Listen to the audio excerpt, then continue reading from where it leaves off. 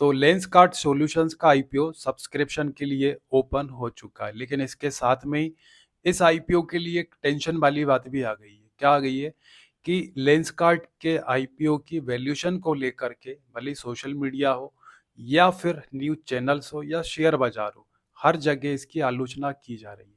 ये कहा जा रहा है कि बहुत हाई वैल्यूएशन लेकर के लोग आ गए। हालाँकि लेंसकार्ट वालों का कहना है कि भाई हम हाई वैल्यूएशन इसलिए लेके आए हैं कि कंपनी बहुत आगे जाएगी, मतलब बहुत आगे इसका बड़ा बिजनेस होने वाला है। तो कहीं ऐसा ना हो जाए, जो डर लग रहा है लोगों के मन में है ना? मतलब सारे एक्सपर्ट्स बता रहे हैं कि आप तो बता रहे हो कंपनी का बिजनेस ब्राइट है, लेकिन ऐसा ना हो कि लिस्टिंग डे वाले दिन जो आपने इतनी हाई वैल्यू लगा दी है कंपनी की, लिस्टिंग डे वाले दिन कहीं वो नीचे ना चले जाए। तो नुकसान किसको होगा? पब्लिक को होगा। पब्लिक पैसा लगाती है आईपीओ में कि थोड़ा बहुत रिटर्न मिलेगा, पैसे बनेंगे। लेकिन पता चला कि लिस्टिंग डे वाले दिन आईपीओ के प्राइस नीचे चले गए, तो फिर क्या होगा? पूरा पैसा डूब जाना है। तो ये खतरे की घंटी भी है। तो दोस्तों सारी चीज़ें हम इसमें क्लियर कर लेते हैं कि चल क्या रहा है। तो बात करते हैं दोस्तों लेंसकार्ट आईपीओ की। तो ये सब्सक्रिप्शन के लिए ओपन हो चुका है और इसके जो प्रमोटर हैं पीयूष बंसल, सभी लोग जानते होंगे, काफ़ी चर्चित नाम है। शार्क टैंक में शार्क बन के ये आते हैं। तो अच्छा, प्रॉब्लम भी इसलिए हो रही है कि इतनी मतलब एक पॉपुलर जगह पर बैठते हैं शार्क टैंक में जाके और लोगों से सवाल करते हैं, है ना? जब इनसे फंडिंग के लिए लोग जाते हैं, अपना स्टार्टअप कोई प्लान बताते हैं, तो ये मतलब बड़ी बारीकी से सवाल करते हैं। तो इनको इसलिए और क्रिटिसाइज़ किया जा रहा है कि आप जब लोगों से सवाल करते हो, तो आप इतनी हाई वैल्यूएशन पे कोई आईपीओ कैसे लेकर के आ सकते हो? तो ये टोटल इश्यू साइज़ इन्होंने आईपीओ के माध्यम से 7,278 करोड़ की इन्होंने डिमांड करी कि भाई इतना हमें फंड रेज़ करना है प्राइमरी मार्केट से।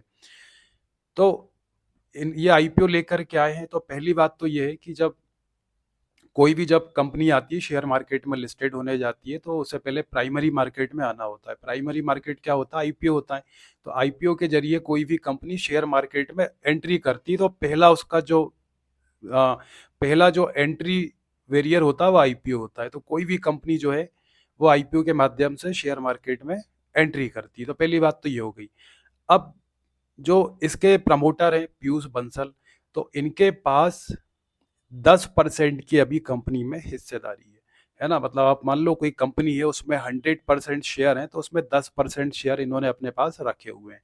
इसके पीछे भी थोड़ा झोलम झाल है, वो मैं आपको आगे क्लियर करने जा रहा हूँ। तो 10% की इनके पास में हिस्सेदारी है और ये अभी-अभी ली इन्होंने हिस्सेदारी।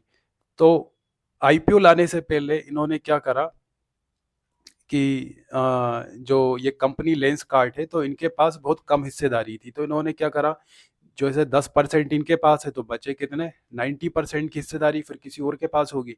तो इसमें कई सारे इन्वेस्टर्स हैं इस कंपनी में। तो ये तो प्रमोटर हो गए, तो 10% इनके पास में, बाकी का 90% दूसरों के पास में। तो उनसे इन्होंने कुछ उधार लेकर के अपने शेयर्स बढ़ाए और आईपीओ लेकर के ये आ गए। अब इसके बाद में अगला बड़ा सवाल ये है कि ये आईपीओ तो लेकर के आए हैं, लेकिन पब्लिक आईपीओ में पैसा क्यों लगाती है? तो पब्लिक ये सोच के लगाती है कि जब आईपीओ आने जा रहा है तो वो सस्ते दाम में आएगा। उस कंपनी का जो शेयर रहेगा, आईपीओ के माध्यम से शेयर्स मिलेंगे, पब्लिक को ऑफर किए जाएंगे।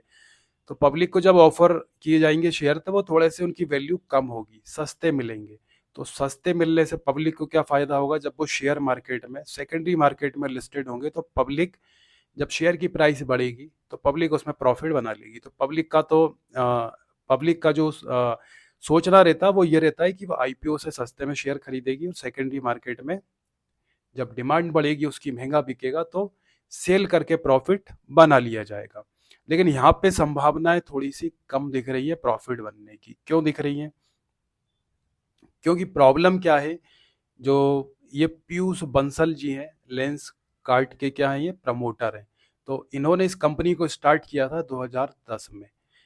इसके बाद में इन्होंने जो चश्मे बनाने का ये बिजनेस आपको पता ही होगा। लेंस कार्ट जो है चश्मे बनाती है और सेल करती है। जितने भी आई वियर ग्लासेस होते हैं या फिर सन ग्लासेस, गॉगल्स और कॉन्टैक्ट लेंस, ये सारे बनाने के और सेल करने का काम करती है। अब इंडिया में इनका बिजनेस काफ़ी बड़ा फैला हुआ है, करीब 1,500 1,600 के लगभग 1,700 के लगभग इनके इंडिया में स्टोर हैं।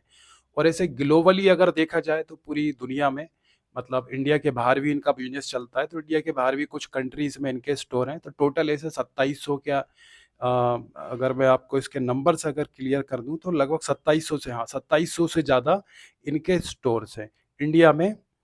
1757 स्टोर इनके खुद के हैं।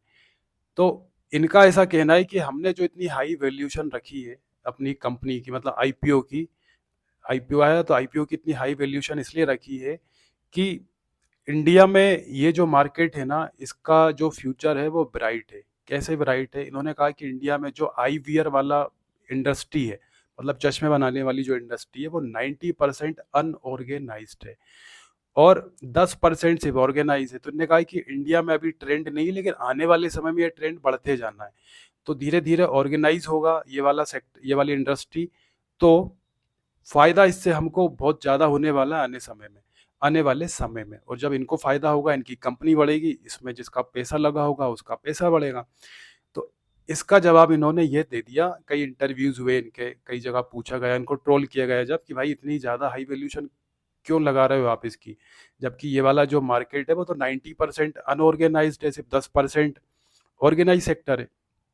तो उसके बदले में इन्होंने यही जवाब दिया था कि वो आने वाला समय इसका ब्राइट है, क्योंकि इंडिया में धीरे धीरे चीज़ें बढ़ते जा रही हैं। हालांकि मैं आपको बता दूं, ये वाली जो इंडस्ट्री है ना, मार्केट आई वियर वाला, जितनी भी जो डेवलप्ड कंट्री है, मतलब विदेशों में, वहाँ पे बहुत ज़्यादा ये चलन में रहता है। ग्लासेस मतलब चश्मे पहनने का बहुत ज़्यादा वो रहता है। तो ये इन्होंने जवाब दिया हाई वैल्यूएशन का। लेकिन इसके बाद फिर जब अंदर चीज़ें खंगाली गई, निकाली गई एक्सपर्ट्स के द्वारा, तो उसमें ये निकल के आया कि पहली बात तो ये कि इन्होंने जो अपने फाइनेंशियल्स दिए हैं, जो सेबी को देते हैं आईपीओ आने से पहले, क्या होता है जब कोई कंपनी आईपीओ लेके आती है तो आईपीओ आने से पहले जो डॉक्यूमेंट्स और फाइल्स होती हैं, अपना उस कंपनी का सारा डेटा वो सेबी को सबमिट कराना होता है। सेबी के पास ये देते हैं, सेबी अप्रूवल देता है। तो उसमें अगर इन्होंने जो डेटा दे रखा है 2023 से लेके 2025 तक का रेवेन्यू और प्रॉफिट, तो इनका अगर आप मुनाफा देखोगे तो मुनाफा इनका लगातार लॉस में है। 2022, 2023, 2024 3 साल तक इनका जो मुनाफा है ना वो लॉस में चल रहा है, मतलब कंपनी घाटे में चल रही है। इसके बाद में कंपनी के अगर हम फंडामेंटल देखें तो वो वीक है, बहुत स्ट्रॉन्ग नहीं है। तो इनको लेके आना था आईपीओ, पीयूष बंसल जो लेंसकार्ट कंपनी के प्रमोटर है, तो इन्हें आईपीओ लेके आना था। तो आईपीओ लाने से पहले एक्चुअली खेला हुआ है दोस्तों। क्या हुआ है? आईपीओ लाने से पहले पीयूष बंसल जी ने क्या खेला कर दिया, उन्होंने क्या खेला कर दिया कि पीयूष बंसल के पास में आईपीओ लाने से पहले जो पूरी कंपनी लेंसकार्ट है, अगर उसकी 100% हिस्सेदारी हम मान रहे हैं, तो उसमें कई सारे इन्वेस्टर्स उन्होंने पैसा लगा रखा है। तो पीयूष बंसल का अकेले करीब 4% के आसपास शेयर्स जो हैं वो इनके हैं। सिर्फ 4% की हिस्सेदारी इनकी है मात्र। और अब इनको आईपीओ लेके आना था, शेयर मार्केट में लिस्टेड होना था। तो इन्होंने दिमाग लगाया होगा कि आईपीओ लेके आना है, सिर्फ 4% की हिस्सेदारी है। 4% की हिस्सेदारी लेके आईपीओ लेके आएंगे तो लोग मतलब कैसे लगेगा कि भाई मैं तो इसका प्रमोटर हूँ इस कंपनी का, है ना, कम से कम हिस्सेदारी होना चाहिए ठीक ठाक। तो इन्होंने अपनी 4% से 10% हिस्सेदारी कर ली मात्र 3 महीने में। और यहीं पे पूरे सवाल उठ रहे हैं कि 3 महीने में आपने 4% से 10% जो हिस्सेदारी कर ली है, तो इन्होंने क्या करा, 4% से 10% हिस्सेदारी बढ़ाने के लिए इन्होंने अपनी कंपनी के शेयर्स इन्होंने खुद ने खरीदे। किससे खरीदे होंगे? जो ऑलरेडी इस कंपनी में इन्वेस्टर्स हैं। तो इस कंपनी में और भी इन्वेस्टर्स हैं, नाम बता दूं आपको, सॉफ्ट बैंक है, आइडिया है, केदारा है, तो इन सबके पास भी इस कंपनी की हिस्सेदारी है। तो इन्होंने क्या किया होगा, इन सबसे थोड़ा थोड़ा शेयर्स उधार लिया होगा कि भाई मुझे उधार दे दो, मेरे नाम से ही तो कंपनी चल रही है, मैंने कंपनी को फाउंडर हूँ और मेरे पास सिर्फ 4% शेयर, तो कैसे काम चलेगा, तो थोड़े थोड़े शेयर दे दो, थोड़े मेरे पास शेयर दिखेंगे, लगेगा कि हाँ भाई प्रमोटर हूँ। तो इन्होंने फिर क्या किया, तो इन्होंने 10% अपनी हिस्सेदारी कर ली 4% से। अब प्रॉब्लम क्या आई? प्रॉब्लम यह आई कि अब हिस्सेदारी इनको अपनी खुद की कंपनी के शेयर खरीदना था, तो उसके लिए पैसों की जरूरत थी। तो इन्होंने क्या करा, 200 करोड़ का लोन लिया बैंक से शेयर्स खरीदने के लिए। अब इन्होंने, अब समझना दोस्तों, प्रॉब्लम यहीं से स्टार्ट होगी। जो उसको इतना क्रिटिसाइज ट्रोल किया जा रहा है, तो यहीं पे ये चीज़ें पकड़ी गई कि जो खेला हुआ है एक्चुअल में। तो 4 से लेके 10% हिस्सेदारी करने के लिए इन्होंने फंडिंग करी, पैसे मतलब बैंक से लोन लिया, यहाँ वहाँ से पैसे जुगाड़े और शेयर्स खरीद लिए। अब 3 महीने पहले की बात है, 3 महीने पहले इन्होंने जो शेयर्स लिए अपनी कंपनी के, वो बहुत ही सस्ती वैल्यूएशन पे लिए। कितने पे लिए? 52 रुपए पर शेयर की कीमत पर इन्होंने एक शेयर लिया। और इन्होंने उस समय जो, अच्छा, प्रमोटर है कंपनी के, सब इनके हाथ में। तो इन्होंने 52 रुपए का शेयर करके लिया और इन्होंने उस समय अपनी कंपनी की वैल्यूएशन कर दी कितनी? 8,000 करोड़ की। मात्र 8700 करोड़ की, 8,700 करोड़ की। तो इन्होंने सीधे सीधे मतलब 8,700 करोड़ की वैल्यूएशन करके 52 रुपए का शेयर ले लिया। और इन्होंने अब क्या करा, जैसे ही आईपीओ लेकर के आए 3 महीने बाद, तो इन्होंने अपनी कंपनी की जो वैल्यूएशन है वो 8 गुना तक बढ़ा दी। कितनी बढ़ा दी? 8 गुना तक।